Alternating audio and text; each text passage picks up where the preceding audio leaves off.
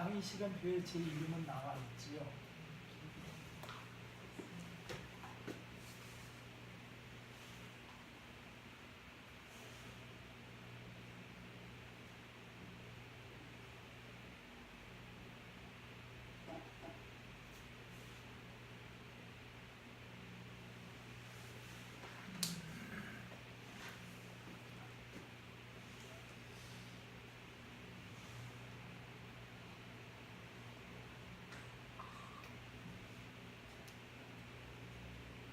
대한민국에는 교단이 참 많이 있습니다.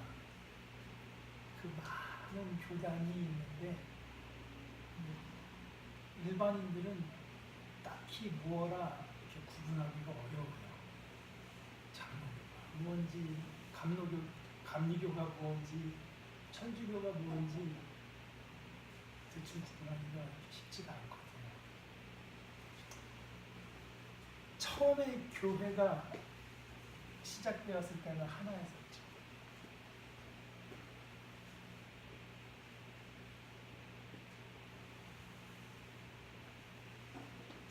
저희들은 그냥 기독교라고 생각을 했는데 문제가 생기면서 둘로 나눠졌어요. 하나는 동쪽으로 갔고 하나는 서쪽으로 갔어요. 그래서 동쪽에 있는 기독교, 서쪽에 있는 기독교 그렇게 나누어서 부르다가 사람들이 서로 불러주는 이름이라는 게 생깁니다. 동쪽으로 간 사람들은 카톨릭이라고 불렀고요. 카톨릭이 우리나라 말로 그냥 보편적이라는 뜻입니다. 그냥 교회예요. 카톨릭은 그냥 교회. 그리고 서쪽으로 간 교회는 자기네가 정통이라고 그래서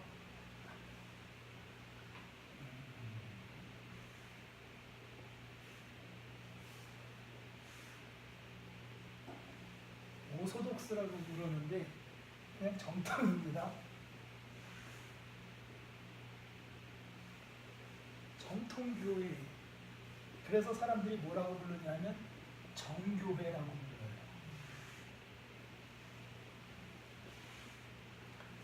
카톨릭은 우리가 천주교회라고 부르죠.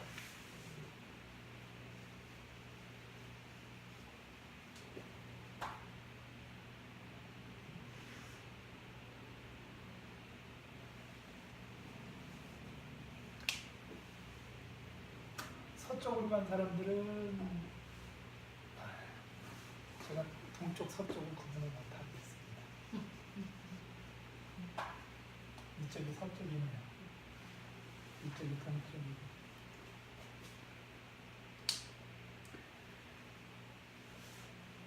이 기준이 터키예요, 터키.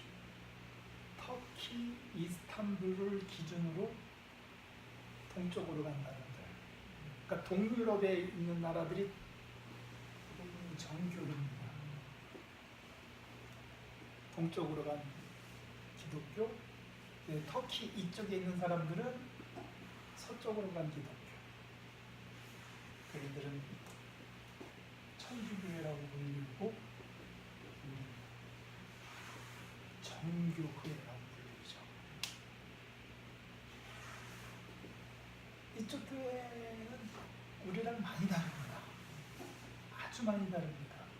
물론 천주교회도 아주 많이 다르지만 천주교회는 그나마 우리가 이렇게 많이 볼 수 있는, 지금까지 200년 동안 같이 보아왔으니까 천주교는 그런가 보다 하는데 정교회는 러시아잖아요. 러시아.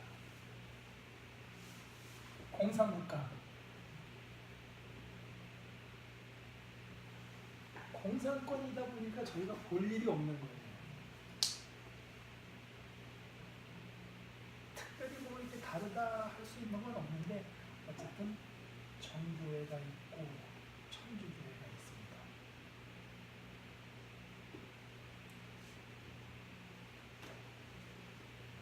이 천주교회가 나눠지는 거죠. 구교, 신교. 근데 신교가 되게 많아요. 구교는 별로 없는데, 그러니까 분파라고 그러죠.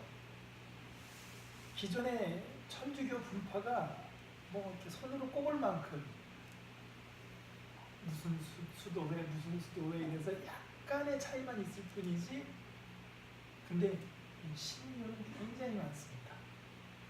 우리나라에 있는 장로교, 감리교, 성결교, 순교공교, 크게 알고 있는 것만도 이렇게 4개인데요. 거기다가 각 교단별로 또 총회가 엄청나잖아요. 수많은 총회가 있어요. 이 사람들이 너무 많아서 이 앞에다가 개자를 붙였어요. 개교회, 개교회라는 말이 있는 것처럼 여러 개라는 뜻으로 개자를 붙입니다. 신교는 여러 분파가 있다 그래서 개신교라고 그러고, 여기는 구교라고 부르는 거죠.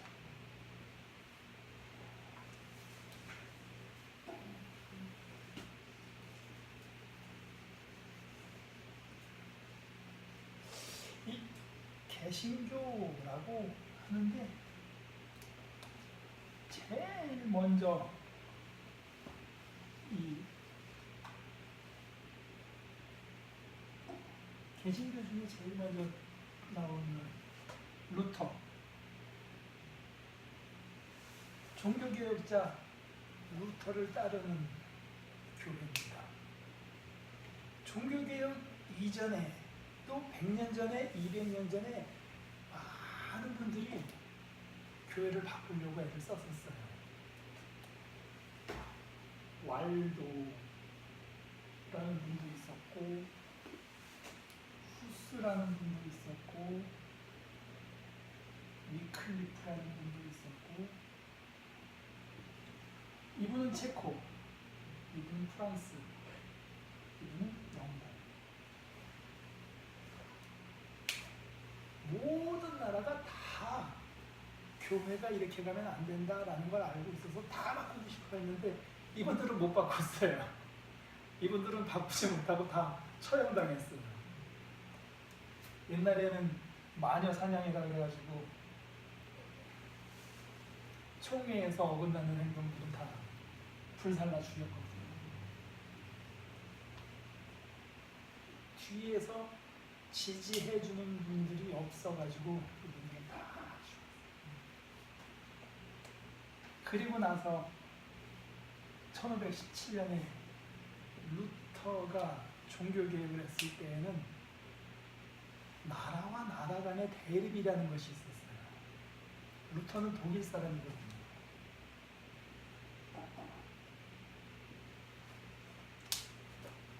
천주교는 로마.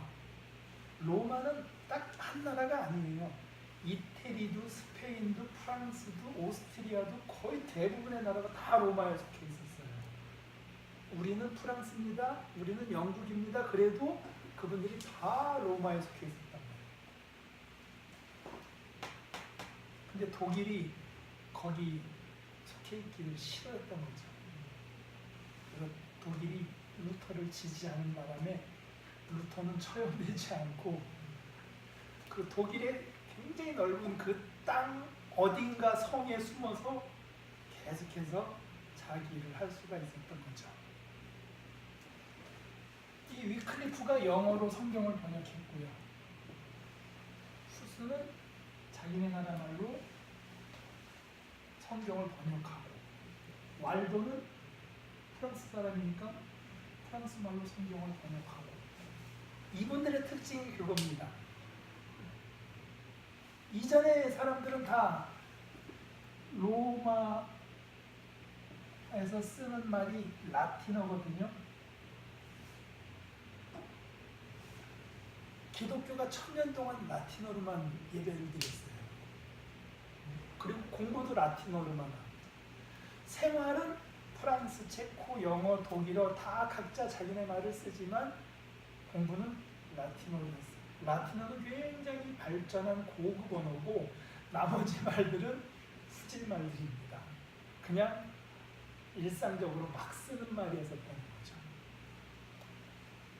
근데 여기 영어에는 유명한 섹스피어가 나와서 언어를 발전시켜가지고 지금은 영어를 많이 이렇게 인정을 해주고 있죠. 많이 쓰이고도 있고. 독일어는 음악하는 사람들이요. 음악하는 사람들이 독일어로 많이 발전을 시켰어요. 바하, 핸델이니 하이든이 모차르트니 다 독일 계통이거든요. 그러니까 자기네 나라 말이 발전할 수밖에 없는 거예요. 지금 유명한 철학자들은 다 독일에 있습니다. 그래가지고 독일어가 굉장히 체계적이고 잘 발전해 있어요. 그전엔 다 라틴어로만 했었는데.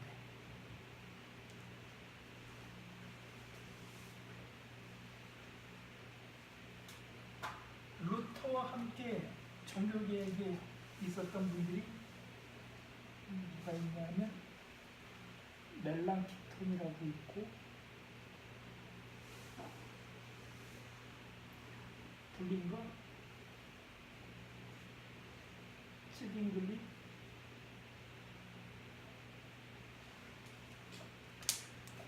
루터는 신학자가 아니고 목회자예요.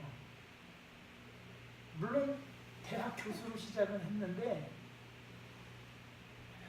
이 양반이 공부는 그렇게 길지는 않습니다. 원래 법학자였었는데 이제 내가 목사가 돼야 되겠구나. 그때는 목사가 아니라 성직자잖아요. 성직자가 돼야겠다라고 생각을 해서 이제 신학교를 갔으니까 배운 게 별로 없습니다.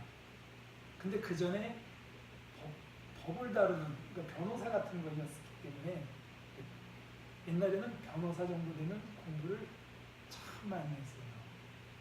공부를 정말 많이 해가지고 그런 사람이 신학을 배우는 데는 오래 걸리지 않았다고 하는 거예요. 나라 전체가 기독교 신앙으로 똘똘똘똘 뭉쳐있는 사람들이다 보니까 성경에도 아주 박식한 사람들이고 신앙도 좋은 사람들이고 그러니까 내가 목회자가 돼야 되겠다, 성직자가 돼야 되겠다 마음만 먹으면 그 사람들은 당장이라도 목사가 되고 교수가 될 수 있는 자격을 다 갖추고 있는 상태죠. 루터가 제일 많이 한 건 아까도 말씀드렸던 것처럼 독일어 성경을 번역한 거예요. 독일어 성경을 번역해서 독일 사람들은 독일말로 예배를 드리게 하는 거죠. 이분들 멜랑키톤, 플링거, 쯔빙글리 이런 양반들은 여전히 라틴어를 사용합니다. 공부하는 사람들이에요. 이분들은 신학자예요. 신학자들은 다 라틴어를 씁니다.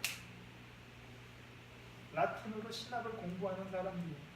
루터가 그렇게 얘기한 다음에 종교개혁을 시작한 다음에 이런 양반들이 신학적으로 바로 세워야 되겠다 생각을 해서 꾸준히 신학을 연구하고 또 만들어내는 거죠.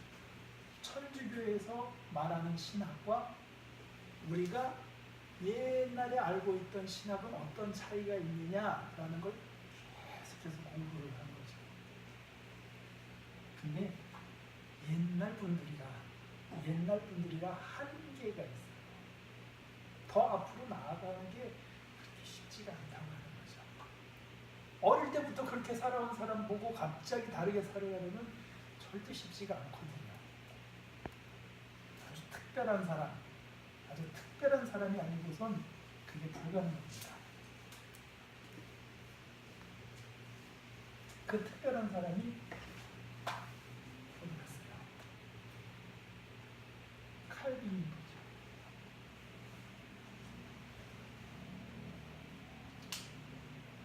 칼빈의 아버지가 세무 관련 일을 했다고 합니다. 그러니까 귀족은 아니고 귀족 밑에서 귀족들을 도와주는 사람. 그걸 프랑스 말로는 뭐라고 그러냐면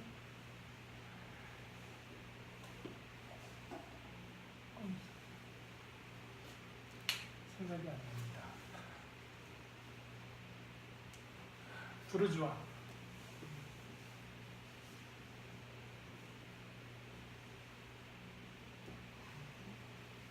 부르주아를 옛날에 공산당 사람들은 부르주아를 누구라 그러냐면 굉장히 부자들을 부르주아라고 그랬어요. 근데 이 사람들이 부르주아인 이유는 부자예요. 귀족보다는 못하지만, 그러니까 새로운 부자들이죠. 자수성가한 부자들, 옛날엔 자수성가한 부자들을 부르주아라고 그랬어요. 왜냐하면 이제 똑똑하니까 자기가 귀족들 밑에서 귀족들 일을 도와주고 또 혹은 왕 밑에서 왕의 일을 도와주고, 그 당시에 부자는 교회도 부자였었거든요. 교회에서 교회 일을 도와주면서 어느 정도 돈을 모았는데 보니까 내 아들은 변호사를 시켜서 귀족들 밑에서 돈을 벌어먹든지 아니면 교회에 붙어서 교회에 돈을 벌어먹든지 아니면 왕 밑에서 돈을 벌어먹든지 그 셋 중에 하나를 해야 되겠다. 그래서 아버지가 칼빈은 처음에 교회로 보냈어요. 교회 성직자가 되겠습니다. 그리고 교회에서 돈을 받아서 애를 가르친 거죠. 성직자가 되는 수업을 받은 거죠.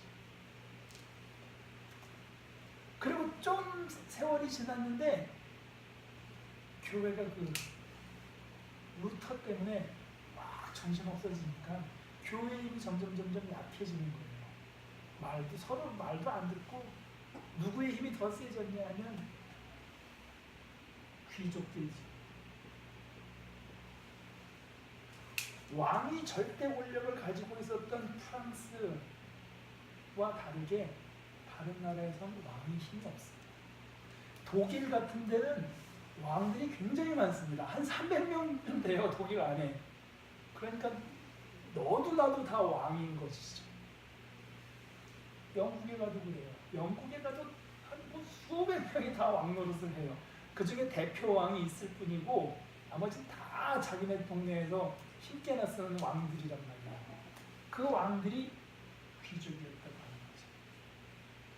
그래서 이번엔 아들을 교회 때려치고 법률가가 되거나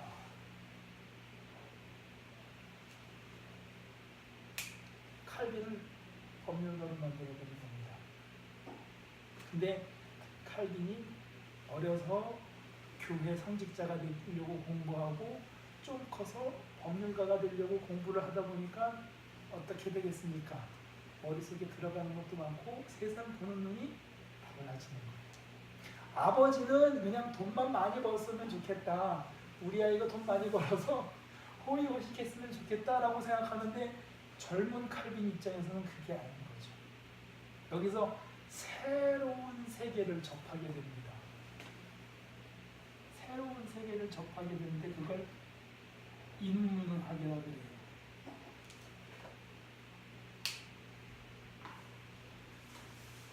그냥 문학이에요, 문학. 이때 당시에는 이 문학이라고 하는 것이 사람들의 굉장히 좋은 관심사였어요. 지금까지는 다 성경만 공부했었는데 다 어렸을 때부터 지금까지 계속 성경만 공부해라 그랬는데 이때부터 성경 외에 다른 것들이 나오기 시작하거든요. 그 유명한 미켈란젤로 같은 사람들,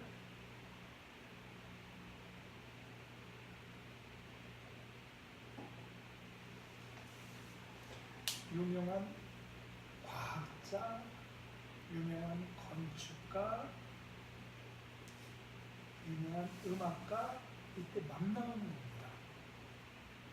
그러면서 공부가 좀 자유로워졌고 가장 중요한 공부가 뭐냐면 아리스토텔레스예요.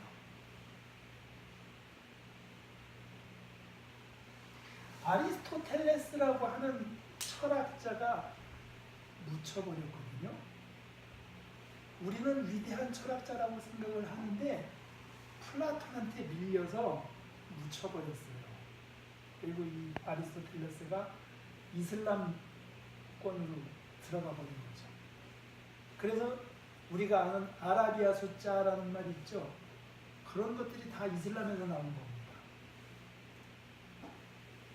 유럽 사람들은 0이라는 숫자를 몰랐대요. 근데 그걸 누가? 이슬람 사람들이 사용하는 거죠. 0이라는 숫자. 0이라는 숫자를 사용한다는 건 굉장히 철학적인 겁니다. 아리스토텔레스의 후계자들이 공부도 하고 책도 써내고 하는데 그 책이 이제 유럽으로 들어온 거예요. 그러니까 이전에 우리가 공부했던 라틴어 가지고는 안 됩니다. 왜? 아리스토텔레스는 헬라어를 쓰는 사람이었거든요.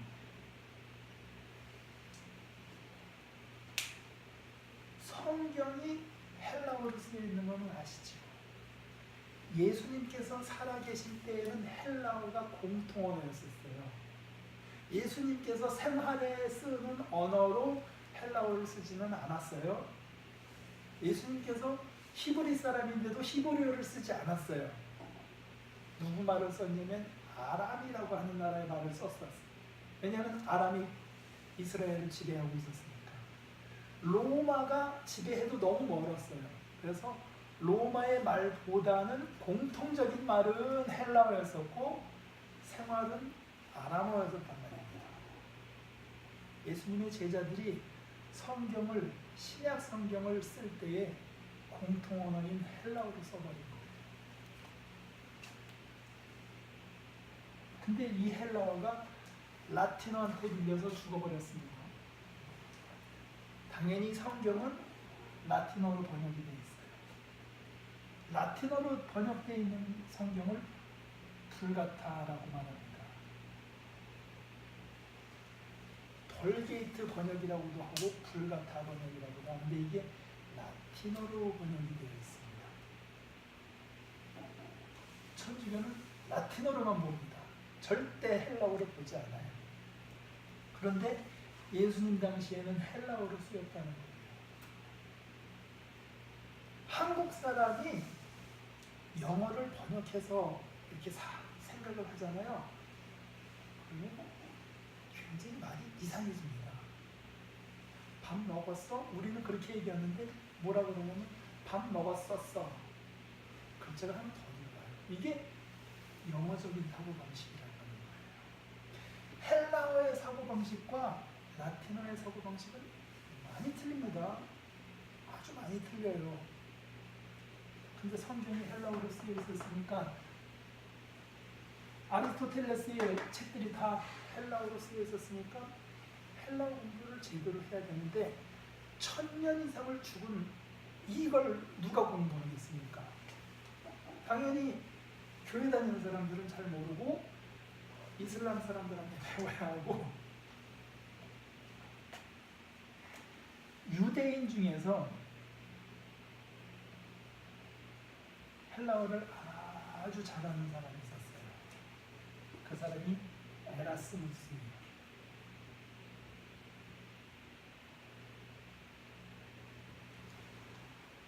에라스무스가 어떤 사람이냐면 내일 지구의 종말이 와도 나는 사과를 심겠다는 사과나무를 심겠다는 그 사람입니다. 그 사람 슈퍼 히어로였어요. 그 당시에는. 비록 유대인이었었고 철학자였었기 때문에 우리가 관심을 안 갖는 것 뿐이지 그 당시에는 어마어마한 사람이었던 거예요. 헬라어 성경을 다시 이렇게 라틴어 성경만 있던 시대에 헬라어 성경을 복원을 한 거예요. 다시 원어 공부를 시작한 거죠, 사람들이. 헬라어 공부를 하니까 아리스토텔레스와 성경과 이런 것들을 아주 열심히 공부하면서 라틴어로 알고 있는 천주교의 기독교 교리는 틀리다는 걸 정확하게 짚어낼 수가 있었던 거예요. 자료가 이렇게 있으니까. 성경에 라틴어 성경은 번역 자체를 아예 다르게 해놓는다는 거예요. 원본 성경에 이렇게 되어 있는 걸 라틴어 번역에서는 그렇게 얘기 안 합니다. 절대. 십계명도 틀려요. 우리가 알고 있는 십계명하고 라틴어 십계명하고 달라요. 그럼 할 말 다 하는 겁니다. 그렇게 다르게 가르쳤던 거를 헬라어 공부를 하고 신약 공부를 하면서 사람들이 알아버린 거예요. 아, 이게 틀렸다. 그리고 나서 그러면 우리가 구약 성경도 다시 배워야 되지 않습니까? 천주교 사람들은 구약 성경도 라틴어로 배웠습니다. 그래서 히브리어와 헬라어에 대한 공부가 아주 열심히 됩니다. 유대인들에게는 이미 히브리어 성경이 완벽하게 갖춰져 있어요. 근데 유대인들 외에는 누가 히브리어를 할 줄 알겠습니까? 그 우리가 배울 이유가 없는 거잖아요. 히브리어와 헬라어 공부를 열심히 하게 되는 겁니다. 칼빈이 히브리어와 헬라어 공부를 열심히, 그게 시대의 흐름이라고 하는 거죠. 이 시대에 뭔가 하려면, 어디 가서 교수라도 하려면, 어디 가서 목회자라도 하려면, 어디 가서 법률가라도 하려면 히브리어와 헬라어를 모르면 안 돼요. 이전에는 라틴어만 하면 되었는데 세상이 달라지면서 히브리어와 헬라어를 공부합니다. 그런 칼빈이죠. 칼빈이 목사로서의 자격도 있고 법률가로서의 자격도 있고 인문학 교수로서의 자격도 다 쌓은 겁니다. 20대 초반에 이걸 다 해놨으니까 사람들이 뭐라고 생각했어요? 쟤는 똑똑한 애다. 내가 뭔 일을 할 때 쟤를 스카우트 해야 되겠다. 그렇게 칼빈이 사람들로부터 조금씩 알려지기 시작한 거죠.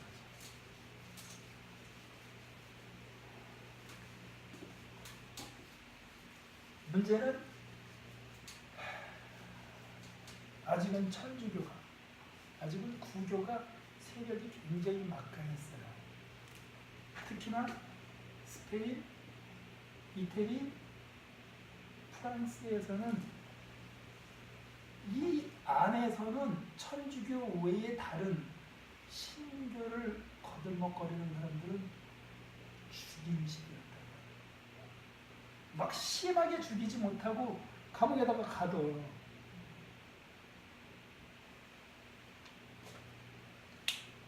로마라는 나라가 굉장히 규모가 커가지고 독일에 가서 숨어 있어도 가서 잡아옵니다. 체코에 가서 숨어 있어도 잡아오고 영국에 가서도 숨어 있어도 잡아와요. 그러니까 도망 다닐 수밖에 없는 거예요. 만약에 천주교의 교리에 위배되는 말을 하고 다니는 사람은 도망 다닐 수밖에 없는 거예요. 누군가 신고를 하면 잡혀가게 돼 있으니까 어떤 사람이 성 깊은 곳에다가 숨겨주면 사는 거지만 그렇지 못하면 잡혀갈 수밖에 없는 거죠. 그러니까 말을 함부로 못하는 겁니다. 내가 그렇게 알고 있고 내가 그렇게 믿고 있어도 말을 하지 못해요. 근데 알고 있는 사람은 이 하나님께 받은 은사를 표현하지 않으면 죄인인 것이라고 생각을 하다 보니까 자꾸 말도 하고 책을 써내기도 해요. 그 대신 이 책을 자기 이름으로 내지는 않아요. 에라스무스 같은 위대한 사람들은 자기 이름으로 딱 써요.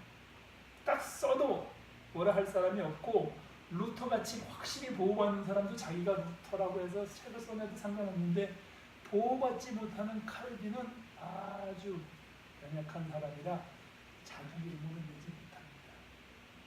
원래 칼빈의 집안 이름이 꼬뱅이래요. 근데 어쩌다 보니까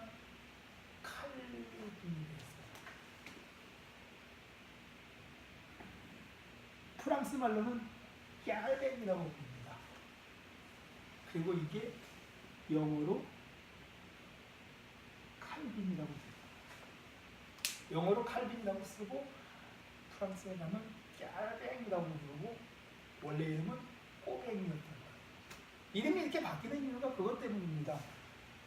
자기가 드러나면 잡혀가서 고초를 받고 죽으니까 자기 이름이 없는 거죠. 그냥 없이 그냥 막 사는 거예요.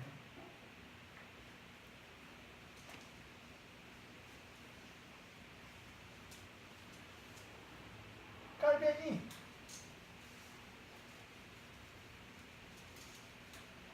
자기 생각을 이야기했다가 쫓기기 시작합니다. 그러니까 어디론가는 가야 되는데 가는 나라마다 다 자기를 밀고 하는 사람들이 있으니까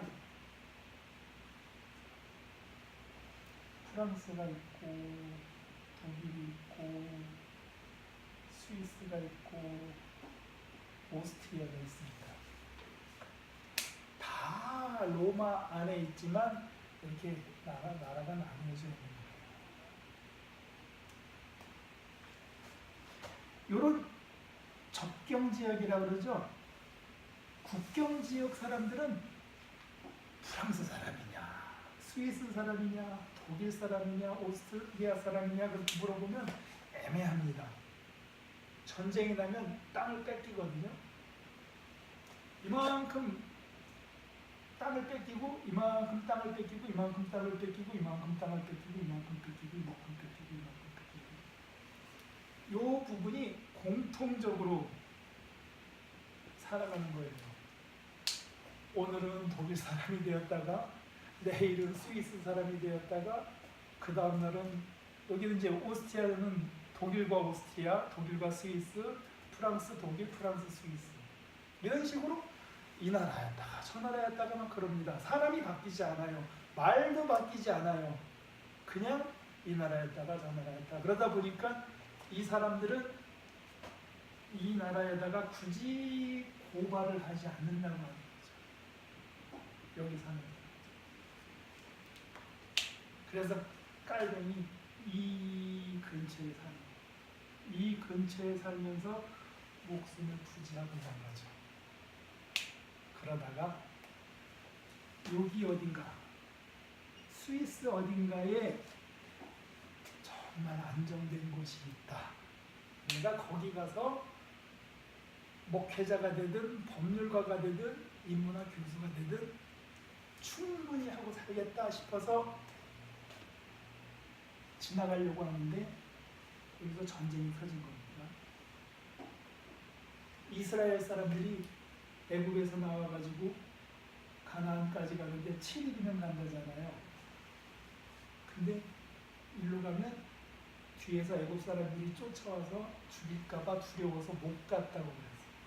그래서 여기서 40년을 돌아서 가서 하나님께서 하시는 일은 사람이 계획한 거랑 약간 달라지는 경우가 많습니다. 깔뱅이 일로 직접 못 가니까 어떻게 하겠어요? 돌아간 거죠. 돌아가다가 여기서 선배들을 만난 거예요. 파렐이라는 선배님, 부처라는 선배님. 부처님의 부처하고는 전혀 다릅니다. 그냥 부처예요. 그렇게 읽어요. 부처라는 선배, 파렐이라는 선배를 만났는데 이 양반들이 옳거니 깔뱅이 이 동네까지 왔는데 그냥 보낼 수는 없잖아요. 그래가지고 밤에 찾아가서 이야기합니다. 네가 여기까지 온 건 분명 하나님의 섭니다. 너도 알지 않느냐? 그럼 본인들도 잘 알잖아요. 하나님께서 똑바로 갈 수 있는 길을 돌아서 가게 할 때는 사람들 항상 의심합니다. 아, 하나님의 무슨 뜻이 있는가? 의심하고 있는 찰나에 이 양반들이 와가지고 넌 여기서 일해야 돼. 넌 여기서 일해야 돼. 그래가지고 스위스 바젤이라는 곳에서 교회를 시작합니다. 이분은 교회를 시작하기는 하지만 교회보다는 교수에 더 가까운 분이에요. 그러니까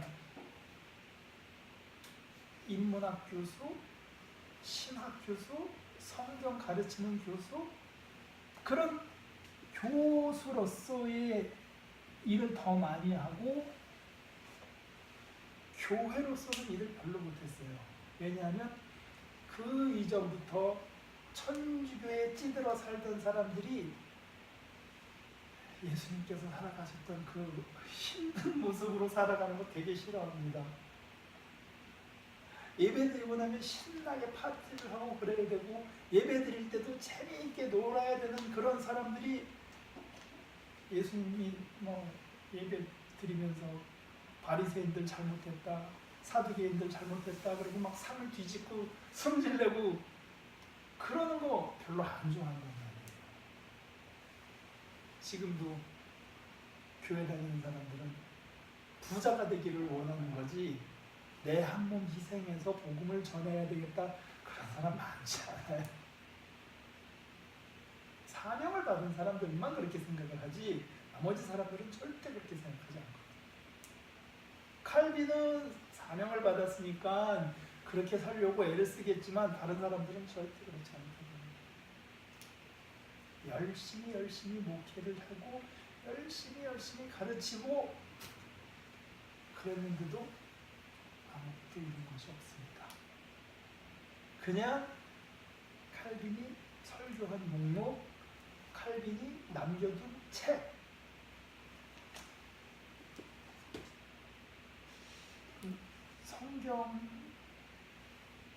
성경을 해석해 놓은 거 있죠? 성경을 해석해 놓은 게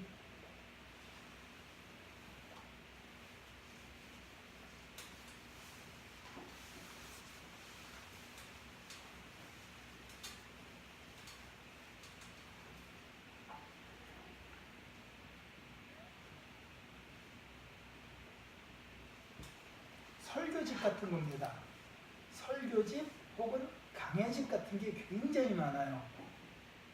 그 의무감이라고 하는 거죠. 창세기부터 요한계시록까지 내가 이 사람들한테 자세하게 다 설명을 해야겠다라는 생각으로 성경 강해집을 내놨어요. 일생 동안이요.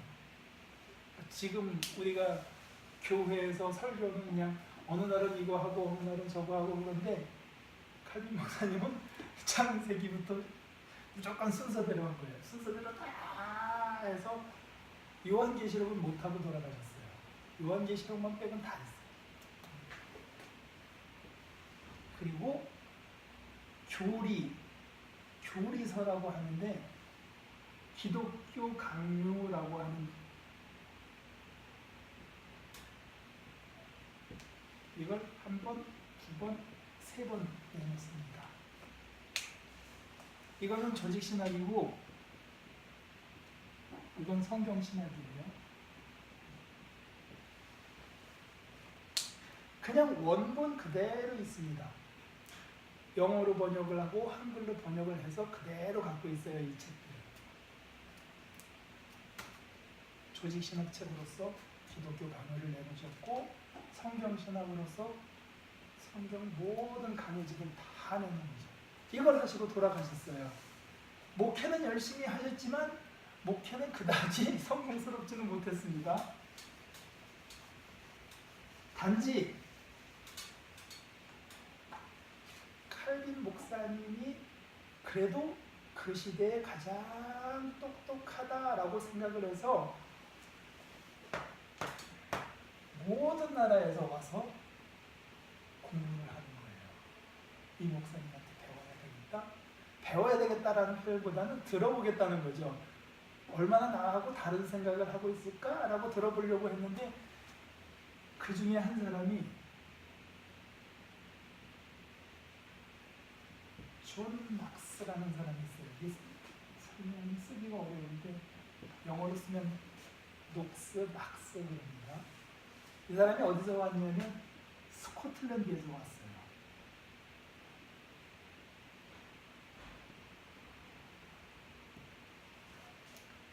영국에서 이렇게 생긴 영국에서 여기가 잉글랜드, 여기가 웨일즈, 여기가 스코틀랜드입니다. 스코틀랜드는 저 북쪽이에요. 스코틀랜드는 별로 내놓을 게 없는 그런 나라입니다. 지금도 가난해가지고 독립을 하고 싶다고는 하지만 독립을 못해요. 잉글랜드에서 많이 도와주고. 근데 이 스코틀랜드에서 성직자였던 존 낙스가 칼빈한테 와가지고 아주 잠깐 있었습니다. 아주 잠깐 있다가 돌아가서 뭘 만드냐면 장로교라는 걸 만들어요. 이건 칼빈 목사님이 하는 방식인 거예요. 칼빈 목사님이 교회를 운영하는 방식이 장로교인데 칼빈 목사님은 장로교라고 안 그래요. 누가 그랬냐면 존 낙스예요. 존 낙스가 스코틀랜드에 가서 장로교를 만들었어요. 스코틀랜드 장로교라고 합니다. 그럼 스코틀랜드 장로교가 대단하냐? 안 대단합니다. 스코틀랜드에서도 대단하지 않습니다. 이분들이 미국에 가서 대단해졌느냐? 미국에서도 대단하지 않습니다. 그저 흐지부지 그래요. 대한민국에 와서만 대단해요. 대한민국에서는 장로교회가 제일 크잖아요. 천주교회, 감리교회, 장로교회 제일 큽니다. 제일 큰 교단이 됐어요. 그러니까 사람들이 장로교회를 다니면 누구의 영향을 많이 받느냐? 당연히 칼빈의 영향을 받게 되었다고 하는 거예요. 칼빈의 생각, 칼빈이 목표하던 방침, 그런 모든 것들을 총망라해서 뭐라고 부르느냐 하면 칼빈주의라고.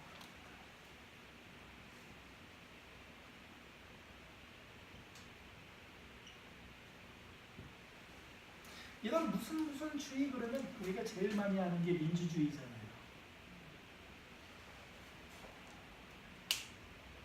국민이 주인이 되어서 살아가는 방식이죠. 각자가 주인인 거죠. 이건 굉장히 개인주의가 담겨져 있습니다. 내가 중요해요, 내가. 전체가 중요하다고 할 때에는 사람들이 뭐라고 그러냐면 사회주의라고 그럽니다.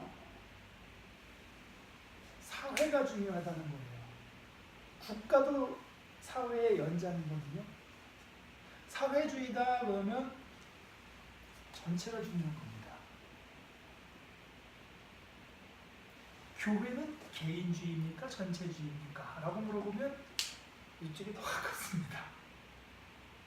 성도 한 명 한 명의 구원이 중요하지만 결국 다 모여서 보면 교회 입장이 더 중요하게 보여질 때가 많거든요. 교회는 여기에 가깝습니다. 이쪽보다는. 그런데 절차상의 민주적인 절차를 따른다고 하는 거죠. 칼빈주의는 이 민주적인 절차를 따른다고 합니다. 그러니까 칼빈 목사님이 목표하는 방침이 민주적이라고 하는 겁니다. 왕이 다스리는 나라가 아니라 장로들이 다스리는 나라. 어떤 교회에는 이런 성직자라는 개념이 없습니다. 누구나 다, 모든 사람이 다 평등해요. 그런 사람들은 평신도교회라고 그러거든요. 정치도 평신도들이 하고 설교도 평신도들이 하고 섬기는 것도 평신도들이 해요. 장로교회에서는 장로들이 거의 모든 걸 결정합니다. 목사님은 거기서 회의를 주재할 뿐이에요. 근데 왕과 같은 때가 있어요. 거기가 어디냐면 천주교, 감리교, 영국 성공회. 여기는 왕과 같아요. 목사님이 다 결정을 합니다. 회의가 있어도 목사님이 아니야. 그러면 그게 원칙이에요. 지금은 안 그렇죠. 이제 세상이 많이 바뀌어가지고 감리교회 목사님들도 이제 막 성도들하고 이렇게 회의를 하고 장로교회 목사님들도 권한이 세지긴 했지만 여긴 개신교라고 그러죠. 신교들은 목사님의 권한과 성도들의 권한을 자꾸 이렇게 상호 보완을 해요. 그래서 신교예요. 하지만 구교는 절대 안 바뀝니다. 성도들이 끼어들 틈이 없어요. 성도들이 끼어들고 싶으면 주은 성직자가 되어야 돼요. 주은 성직자가 되지 않는 이상은 아무것도 권한을 주지 않는단 말입니다. 칼빈 목사님의 사고방식, 철학 그런 것들이 목회에 영향을 끼치는 것이죠. 어떤 원칙을 가지고 칼빈 목사님이 생활을 했을까? 생활이에요, 생활. 교회만 있는 게 아니라 교회는 어떻게 했을까? 두 가지밖에 없습니다. 이쪽은 성이라고 그러고 이쪽은 손이라고 그러잖아요. 세상 살아가는 일과 교회에 살아가는 일 딱 그 두 가지에서 칼빈 목사님이 어떻게 행동을 했을까? 라는 걸 사람들이 고민을 하는 겁니다. 제일 많이 찾아볼 수 있는 게 기독교 가문이에요. 왜냐하면 여기에는 아주 자세하게 써 있어요. 십계명은 어떻게 지켜야 합니다. 주기도문은 어떻게 지켜야 합니다. 사도신경은 어떻게 지켜야 합니다. 하는 게 굉장히 자세하게 나와요. 칼빈 목사님의 상상력은 일반인들이 상상도 못할 것들을 막 상상을 하십니다. 그런 상상력이 어디서 나왔을까?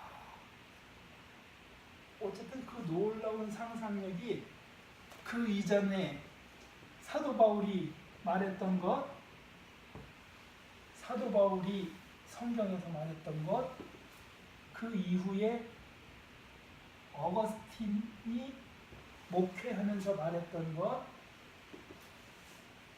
안셀무스 같은 양반들이 목회하면서 말했던 것들, 이런 분들은 굉장히 성경적인 분들이래요. 굉장히 성경적인 분들 중에서도 아주 굉장히 유명하신 분들입니다. 이게 정통이라고 그러거든요. 그런 정통 신학에서 생각했던 것하고 많이 비슷하고, 그리고 이렇게 후대로 가면 갈수록요 더 똑똑해집니다. 저희가 감히 이런 분들하고 비교가 되겠어요? 하지만 이분들보다 저희가 더 많이 알아요. 왜? 공부 다 했거든요. 이분들보다 더 많이 알아요. 거기다가 세상은 이분들이 살아가는 시대보다 학문적으로도 굉장히 발전해 있거든요. 감히 상상도 못하는 비행기, 자동차, 컴퓨터 그런 것들이 다 발전해 있는 상태에서 저희들이 생각하는 건 이분들보다 훨씬 더 하나님께서 알고 계신 것, 하나님께서 원하시는 그것에 우리가 더 많이 접근해 있다고 하는 거예요. 이 사람들은 감히 상상도 못했던 것들을 저희 시대에 보고 있거든요.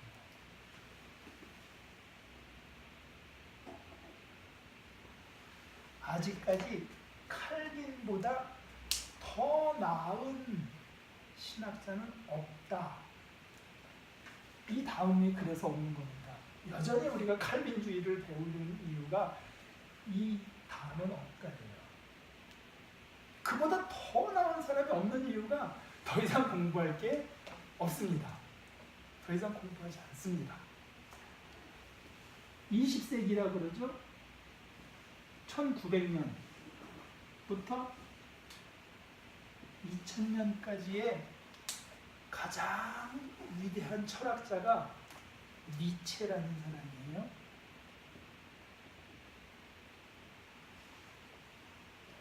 독일 철학자고 아버지가 목사님입니다.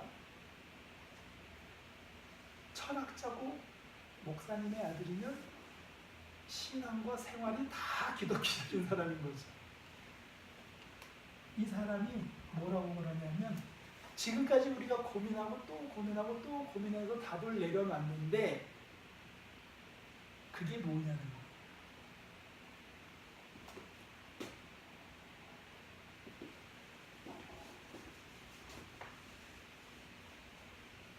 가장 쉬운 말이 이겁니다. 사과예요.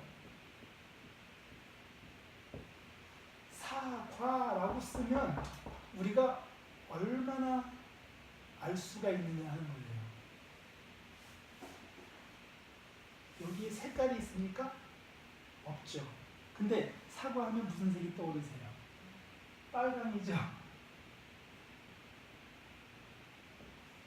맞습니다. 굉장히 시고 어떤 때는 달고요. 껍질은 딱딱하고 속은 좀 부드럽습니다.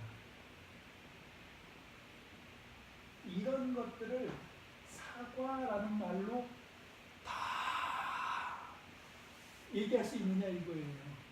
절대 못합니다. 그러니까 우리가 알고 있는 이 사과라는 말부터 없애야 된다는 거예요. 누가 그러더라고요. 철학자들은 쉬운 걸 되게 어렵게 설명한대요. 왠 줄 아세요? 이것 때문에 그래요. 저희들은 인생을 많이 살았잖아요. 그래서 사과 그러면 빨갛고 시고 달고 딱딱하고 부드럽고 꿀맛 같고 하는 걸 다 아는데 외국 사람한테 사과 그러면 아무것도 몰라요. 외국 사람한테 사과 그러면 사과가 무엇인지 모릅니다.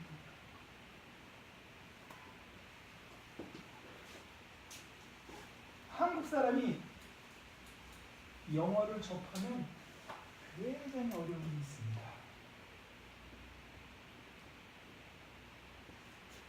이게 카라고 그럽니다. 카. 한국 사람들은 이걸 자동차라고 합니다.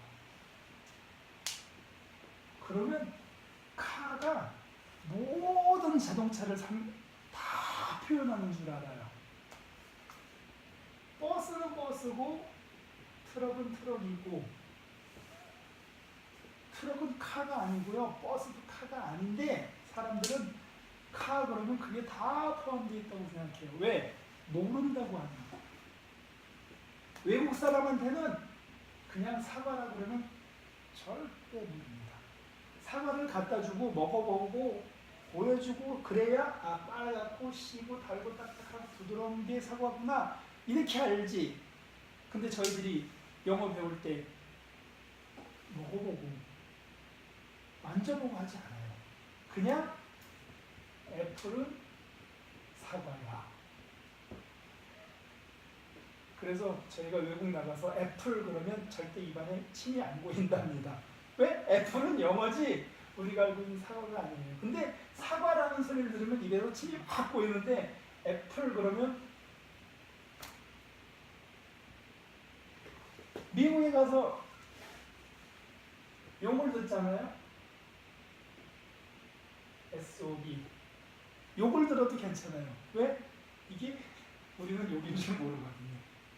그냥 욕이라고 알고 있지만 아무리 들어봐도 우린 욕 같지가 않아요. 그냥 영어일 뿐이지.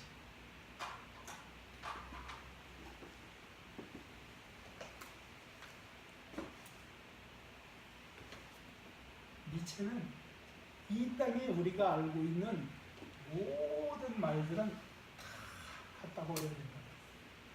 그래서 더 이상 사람들이 공부하지 않습니다. 옛날 걸 공부하지 않아요.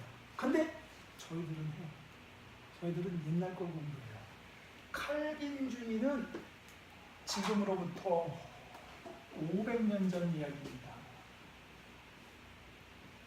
500년이면 강산이 엄청 많이 바뀌었겠죠.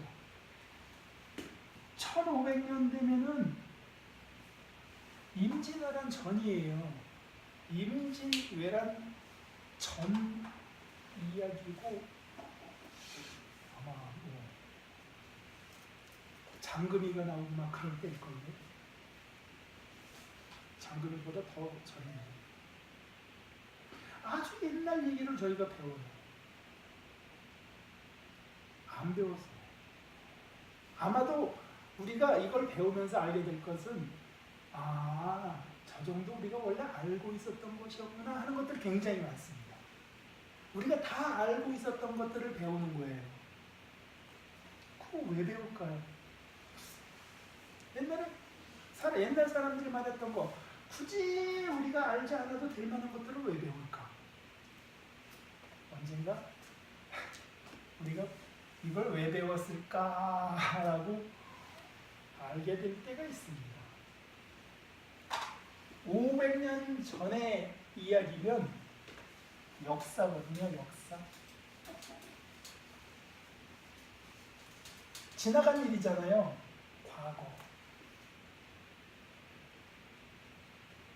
과거 역사는 우리 미래를 보여줍니다. 세상은 항상 돌고 그런다는 거잖아요. 지나간 역사는, 과거의 역사는 미래를 보여주는 거울과 같다.